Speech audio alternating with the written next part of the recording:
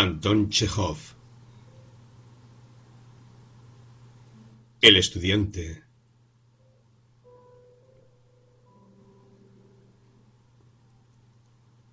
En principio, el tiempo era bueno y tranquilo.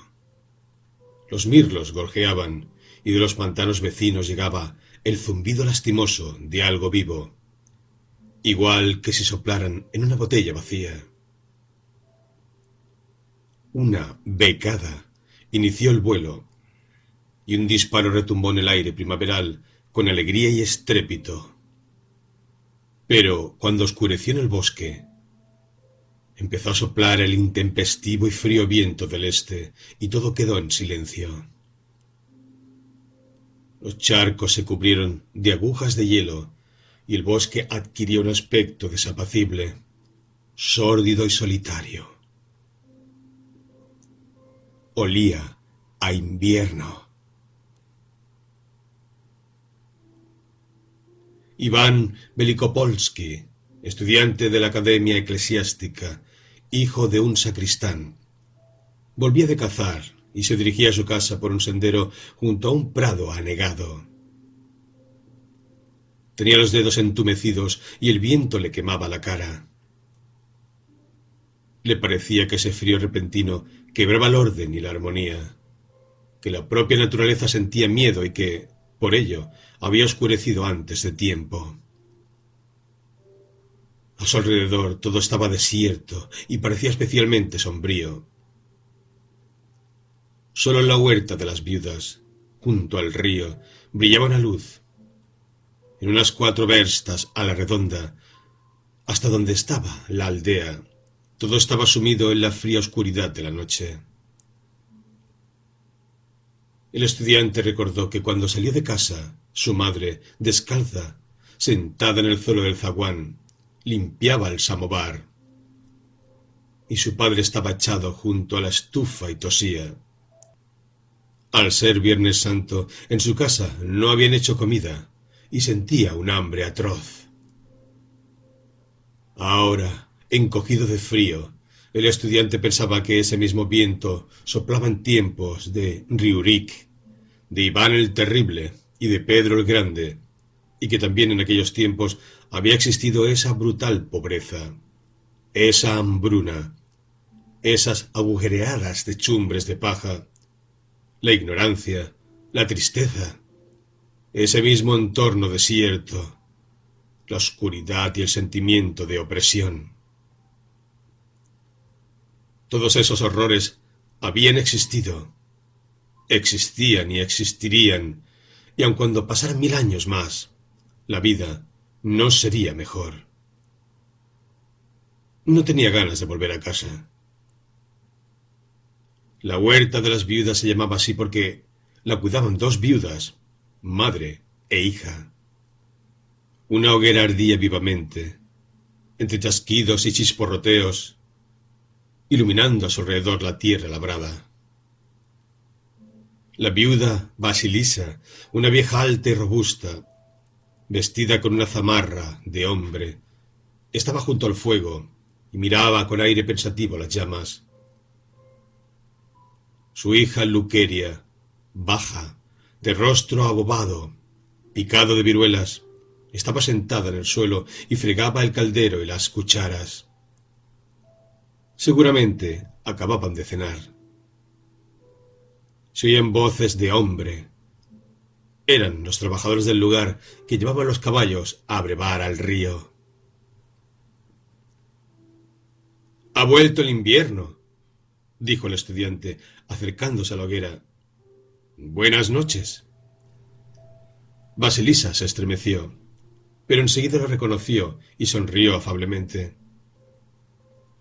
«No te había reconocido, Dios mío. Eso es, que vas a ser rico». Se pusieron a conversar. Vasilisa era una mujer que había vivido mucho. Había servido en un tiempo como nodriza y después como niñera en casa de unos señores. Se expresaba con delicadeza y su rostro mostraba siempre una leve y sensata sonrisa. Luqueria, su hija, era una aldeana, sumisa ante su marido, se limitaba a mirar al estudiante y a permanecer callada, con una expresión extraña en el rostro, como la de un sordomudo. En una noche igual de fría que esta, se calentaba en la hoguera el apóstol Pedro, dijo el estudiante, extendiendo las manos hacia el fuego. ¿Eso quiere decir que también entonces hacía frío? ¡Ah, qué noche tan terrible fue esa! Una noche larga y triste, a más no poder. Miró la oscuridad que le rodeaba. Sacudió convulsivamente la cabeza y preguntó: ¿Fuiste a la lectura del Evangelio? Sí, fui. Entonces te acordarás de que la última cena, Pedro dijo a Jesús: estoy dispuesto a ir contigo a la cárcel y a la muerte. Y el Señor le contestó: Pedro, en verdad te digo que antes de que cante el gallo, negarás 3 veces que me conoces. Después de la cena, Jesús se puso muy triste en el huerto y rezó, mientras el pobre Pedro, completamente agotado, con los párpados pesados, no pudo vencer al sueño y se durmió. Luego oirías que Judas besó a Jesús y lo entregó a sus verdugos aquella misma noche. Lo llevaron atado ante el sumo pontífice y lo azotaron, mientras Pedro, exhausto, atormentado por la angustia y la tristeza, ¿lo entiendes?, desvelado, presintiendo que algo terrible va a suceder en la tierra, los guió. Quería con locura a Jesús, y ahora veía, desde lejos, cómo lo azotaban. Luqueria dejó las cucharas y fijó su inmóvil mirada en el estudiante. Llegaron a donde estaba el sumo pontífice, prosiguió, y comenzaron a interrogar a Jesús, mientras los criados encendieron una hoguera en medio del patio, pues hacía frío y se calentaban. Con ellos, cerca de la hoguera, estaba Pedro, y también se calentaba, como yo ahora. Una mujer al verlo dijo: «Ese también estaba con Jesús», lo que quería decir que también a él había que llevarlo al interrogatorio. Todos los criados que se hallaban junto al fuego le miraron, seguro, severamente, con recelo, puesto que él, agitado, dijo: «No lo conozco». Poco después, alguien lo reconoció de nuevo como uno de los discípulos de Jesús y dijo: «Tú también eres de los suyos». Y él lo volvió a negar. Y por tercera vez alguien se dirigió a él: «¿Acaso no te he visto hoy con él en el huerto?» Y él lo negó por tercera vez. Justo después de eso, cantó el gallo. Y Pedro, mirando desde lejos a Jesús, recordó las palabras que él le había dicho durante la cena. Las recordó. Volvió en sí. Salió del patio y rompió a llorar amargamente. El Evangelio dice: tras salir de allí, lloró amargamente. Así me lo imagino, un jardín tranquilo, muy tranquilo, y oscuro, muy oscuro. Y en medio del silencio apenas se oyó un callado sollozo. El estudiante suspiró y se quedó pensativo. Basilisa, que seguía sonriente, sollozó de pronto. Gruesas y abundantes lágrimas se deslizaron por sus mejillas, mientras ella interponía una manga entre su rostro y el fuego, como si se avergonzara de sus propias lágrimas. Luqueria, por su parte, miraba fijamente al estudiante, ruborizada, con la expresión grave y tensa, como la de quien siente un fuerte dolor. Los trabajadores volvían del río, y uno de ellos, montado a caballo, ya estaba cerca, y la luz de la hoguera oscilaba ante él. El estudiante dio las buenas noches a las viudas y reemprendió la marcha. De nuevo lo envolvió la oscuridad, y se entumecieron sus manos. Hacía mucho viento. Parecía, en efecto, que el invierno había vuelto, y no que al cabo de 2 días llegaría la Pascua. Ahora el estudiante pensaba en Basilisa.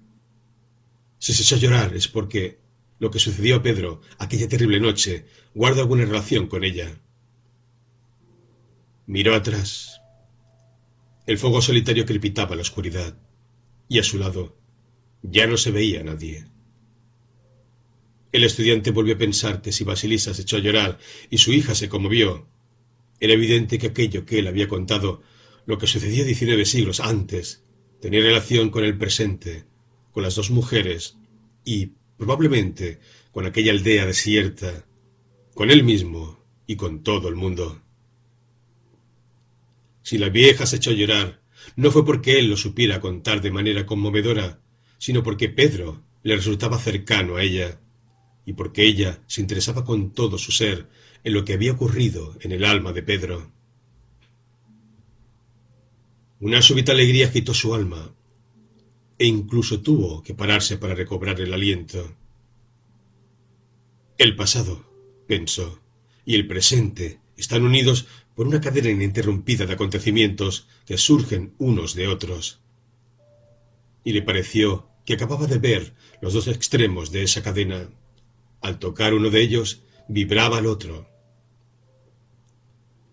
Luego cruzó el río en una balsa y después, al subir la colina, contempló su aldea natal y el poniente, donde, en la raya del ocaso, brillaba una luz púrpura y fría.